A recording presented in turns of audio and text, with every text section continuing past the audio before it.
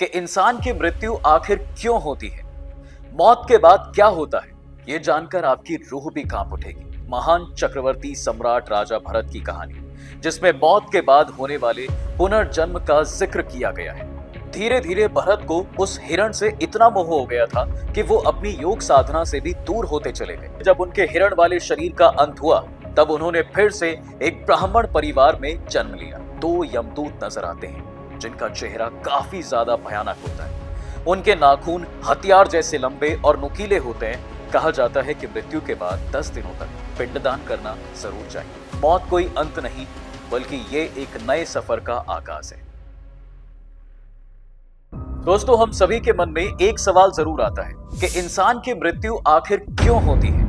जब इंसान को एक दिन मर ही जाना है, तो फिर अच्छे कर्म करने की बात कही ही क्यों जाती है, और फिर मरने के बाद क्या होता है? और इन सभी सवालों के जवाब गरुड़ पुराण में छिपे हैं। मौत के बाद क्या होता है, ये जानकर आपकी रूह भी कांप उठेगी। हम इस वीडियो में इसके बारे में विस्तार से जानने की कोशिश करेंगे, लेकिन उससे पहले आपको सुनाता हूं एक महान चक्रवर्ती सम्राट राजा भरत की कहानी, जिसमें मौत के बाद होने वाले पुनर्जन्म का जिक्र किया गया है। दोस्तों, एक पौराणिक कथा के मुताबिक एक रोज भरत का मन सांसारिक मोहमाया से उठ गया और उन्होंने राजपाट त्याग कर सन्यासी बनने का फैसला कर लिया।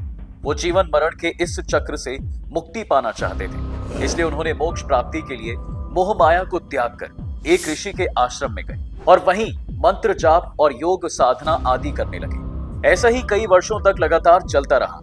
एक रोज की बात है, भरत हमेशा की तरह नदी में स्नान कर मंत्र का जाप कर रहे थे। तभी उन्होंने देखा कि एक गर्भवती हिरणी पानी पीने के लिए नदी के किनारे आई। अभी वो पानी पीना शुरू ही कर रही थी कि तभी अचानक से एक शेर की दहाड़ सुनाई पड़ी। शेर की दहाड़ सुन हिरणी काफी डर गई और उसने तुरंत वहीं अपने बछड़े को जन्म दे दिया और खुद को शेर के सामने उसके भोजन के रूप में पेश कर दिया। इस तरह से शेर के सामने अपना बलिदान कर हिरणी ने अपने बच्चे को बचा लिया। ये सब भरत वहीं पर खड़े हुए देख रहे थे। ऐसे में उन्हें उस बिना मां के बच्चे पर दया आ गई, जिसके बाद वो उस बच्चे को अपने साथ आश्रम ले आए और उसका बड़े प्यार से लालन पालन करने लग गए। अब जैसे जैसे वो हिरण बड़ा हुआ, भरत के साथ उसकी दोस्ती बढ़ती चली गई और उससे भरत का मोह भी बढ़ता चला गया। धीरे धीरे भरत को उस हिरण से इतना मोह हो गया था कि वो अपनी योग साधना से भी दूर होते चले गए, जिससे वो अपनी मोक्ष प्राप्ति के राह से भटकते चले गए। समय बीतता रहा और फिर एक दिन ऐसा आया जब भरत ने देखा कि वो हिरण आश्रम में नहीं है। इससे वो बहुत ज्यादा व्याकुल हो गए और उसे इधर उधर खोजने लगे। हिरण को ना देख उनका मन तड़प उठा और वो रोते बिलखते बेतहाशा दौड़ते हुए उसे ढूंढने लगे। इस बीच दौड़ने के दौरान उनका पैर फिसला और वो वहीं पर गिर पड़े, जिससे उनकी वहां मृत्यु हो गई। अब चूंकि मरने के आखिरी पलों में भी भरत हिरण के मोह से ग्रसित थे और उसे ही सोच रहे थे, इसलिए उनका अगला जन्म एक हिरण के रूप में ही हुआ। लेकिन वो अपने पिछले जन्म में आध्यात्मिक रूप से काफी उन्नत थे, इसलिए उन्हें इस जन्म में भी पुरानी सारी बातें याद थी। उन्हें एहसास हुआ कि वो किस प्रकार अपनी साधना से दूर होकर मोह के जाल में फंस गए थे। इसलिए अब उन्होंने पश्चाताप करने का फैसला लिया और वापस से उसी ऋषि के आश्रम गए, जहां उन्होंने हिरण के रूप में अपनी पूरी जिंदगी बिताई और ऋषि को मंत्रों का जाप करते हुए सुनते रहे। और इस तरह से जब उनके हिरण वाले शरीर का अंत हुआ, तब उन्होंने फिर से एक ब्राह्मण परिवार में जन्म लिया। तो दोस्तों, इस कहानी से ये तो पता चल गया कि इंसान अपने अंतिम पलों में जो सोचता है या जिसकी चाहत रखता है, उससे उसका पीछा मौत के बाद भी नहीं छूटता। लेकिन ये मौत क्या है और मौत के बाद क्या होता है? क्या शरीर की सांस रुक जाने से सब कुछ खत्म हो जाता है, या मौत किसी नए जीवन का आगाज है? ऐसे कई सवाल हैं जिनका जवाब गरुड़ पुराण में विस्तार से दिया गया है। तो आइए समझते हैं कि मौत के बाद आखिर क्या होता है। अगर हम साइंस की बात करें, तो साइंस के अनुसार जब एक इंसान का दिल धड़कना बंद हो जाता है, तो उसकी मृत्यु हो जाती है और इसके साथ ही उसका अस्तित्व भी इस दुनिया से समाप्त हो जाता है। लेकिन मरने के बाद क्या होता है, विज्ञान के पास इसका कोई जवाब नहीं है। विज्ञान के हिसाब से मौत ही इंसान का अंत है, लेकिन हमारे हिंदू धर्म ग्रंथों का मौत को लेकर एक अलग नजरिया है, क्योंकि ग्रंथों के मुताबिक मौत कोई अंत नहीं, बल्कि ये एक नए सफर का आगाज है। इनके अनुसार इंसान का शरीर एक पहनावा है और आत्मा इसका एक मूल तत्व है। ऐसे में जब इंसान की मौत होती है, तो उसकी आत्मा उस शरीर को छोड़कर पुनर्जन्म के लिए दूसरे शरीर में प्रवेश कर जाती है। मगर एक शरीर से दूसरे शरीर तक जाने के दौरान आत्मा को एक लंबा सफर तय करना पड़ता है, जो उसके कर्मों के अनुसार तय किया जाता है।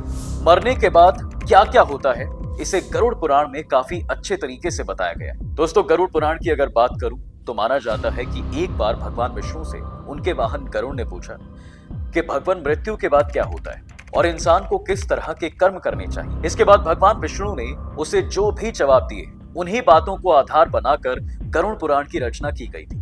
और इस पुराण के मुताबिक जब किसी व्यक्ति की मौत होने वाली होती है, तब उसकी सभी इंद्रियां काम करना बंद कर देती हैं और वो बिल्कुल भी हिल डुल नहीं पाता। ऐसे में बोलने की तो बहुत कोशिश करता है, लेकिन उसके मुंह से एक शब्द तक नहीं निकल पाता। तब उसके मुंह से झाग निकलने लगता है और उस वक्त उसे 2 यमदूत नजर आते हैं, जिनका चेहरा काफी ज्यादा भयानक होता है।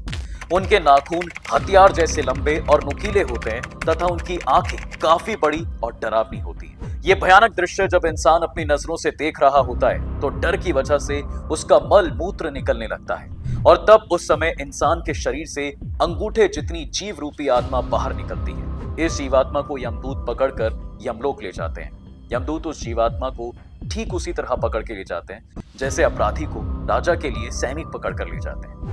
ये सब उनके साथ होता है जिन्होंने अपने जीवन में पाप किए हों। धर्म और सच्चाई के साथ जीवन बिताने वालों को मरने के बाद भी काफी आराम और सुविधाओं के साथ यमलोक ले जाया जाता है। लेकिन बुरे कर्म करने वालों के लिए यमलोक तक का सफर काफी कष्टों से भरा होता है।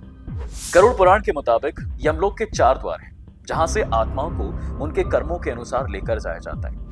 पहला है पूर्व द्वार, जो बहुत ही ज्यादा आकर्षक होता है। इसमें कई तरह के हीरे मोती आदि रत्न जड़े होते हैं। इस द्वार से योगी, ऋषि, सिद्ध लोगों का ही प्रवेश होता है। पुराण के अनुसार इस द्वार से प्रवेश करते ही आत्माओं का स्वागत देव और अप्सराओं द्वारा किया जाता है। दूसरा है पश्चिम द्वार, जिस पर भी तरह तरह के रत्न जड़े होते हैं। इस द्वार से भी उन्हें ही ले जाया जाता है जिन्होंने पुण्य कर्म किए हो, हमेशा धर्म का पालन किया हो या किसी तीर्थ स्थान पर प्राण त्यागे हो। तीसरा द्वार है उत्तर द्वार, जहां से उन्हें ले जाया जाता है जिन्होंने अपने माता पिता की सेवा की हो, हमेशा सच बोला हो। इस द्वार से प्रवेश करने वाली आत्मा का सफर काफी सहज और सरल होता है। और अंत में आता है दक्षिण द्वार। इस द्वार को सबसे भयानक द्वार बताया गया है। इससे सिर्फ पापियों को ही ले जाया जाता है। इस द्वार से प्रवेश करने के बाद उनका यमलोक तक का सफर काफी कष्टों भरा होता है। अब देखिए, गरुड़ पुराण में जीवात्मा का ये सफर काफी डरावना तो बताया गया है, और ये सब कुछ इस तरह से बताया गया है कि उसे जानकर आपकी रूह अंदर तक कांप उठेगी। गरुड़ पुराण के मुताबिक यमदूत उस पापी आत्मा को रास्ते में थकने पर भी आराम नहीं करने देते। नर्क में मिलने वाली यातनाओं के बारे में लगातार सुनाकर उसे डराते रहते हैं, जिससे वो जीवात्मा जोर जोर से रोने लगती है। इसके बाद भी यमदूत उस पर दया नहीं करते। इतना ही नहीं, इस सफर में जीवात्मा को कई तरह की यातनाएं भी सहनी पड़ती हैं। उसे आग की तरह गर्म हवा और गर्म रेत पर चलना पड़ता है। भूख प्यास से तड़पने के बावजूद उसकी पीठ पर यमदूत लगातार चाबुक से मारते जाते हैं।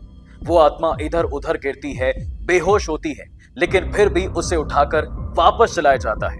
कहा जाता है कि यमलोक पहुंचकर यमराज की आज्ञा से आत्मा एक बार फिर वापस अपने शरीर में प्रवेश करने की कोशिश तो करती है, लेकिन यमदूतों के बंधन की वजह से वो ऐसा नहीं कर पाती। इसके अलावा गरुड़ पुराण में इंसान के मौत के बाद होने वाले पिंडदान की आवश्यकता को भी गहराई से समझाया गया, जिसके मुताबिक मौत के बाद इंसान की आत्मा को यमलोक जाने के दौरान सभी शुभ अशुभ फल भुगतने पड़ते हैं। ऐसे में उसके परिवार द्वारा किए गए पिंडदान से ही उसे थोड़ी राहत मिलती है। कहा जाता है कि मृत्यु के बाद 10 दिनों तक पिंडदान करना जरूर चाहिए, क्योंकि पहले दिन के पिंडदान से उस आत्मा का सिर, दूसरे दिन से गर्दन और कंधे, तीसरे दिन के पिंड से हृदय, चौथे दिन के पिंड से पीठ, 5वें दिन के पिंड से नाभि और 7वें दिन से कमर, तो 8वें दिन से पैर, 9वें और 10वें दिन से भूख और प्यास की उत्पत्ति होती है। और इस तरह से आत्मा का पिंड रूपी शरीर का निर्माण होता है। इसके बाद भूख और प्यास से व्याकुल प्रेत 11वें और 12वें दिन का भोजन करता है और फिर यमदूत उसे पकड़कर अपने साथ यमलोक ले जाते हैं। जैसा कि मैंने शुरू में बताया था कि यमलोक तक की यात्रा पाप करने वाली आत्माओं के लिए काफी ज्यादा कष्टों से भरी होती है। इस दौरान उसे कई तरह की यातनाएं सहनी पड़ती हैं और इतना सब कुछ झेलने के बाद जब वो आत्मा यमलोक पहुंचती है तब उसके कर्मों का हिसाब किया जाता है, जहां एक बार फिर उसे कई तरह की यातनाएं झेलनी पड़ती हैं। तो दोस्तों, आज हमने इस वीडियो में जाना कि गरुड़ पुराण के अनुसार मृत्यु के बाद इंसान के साथ क्या क्या होता है।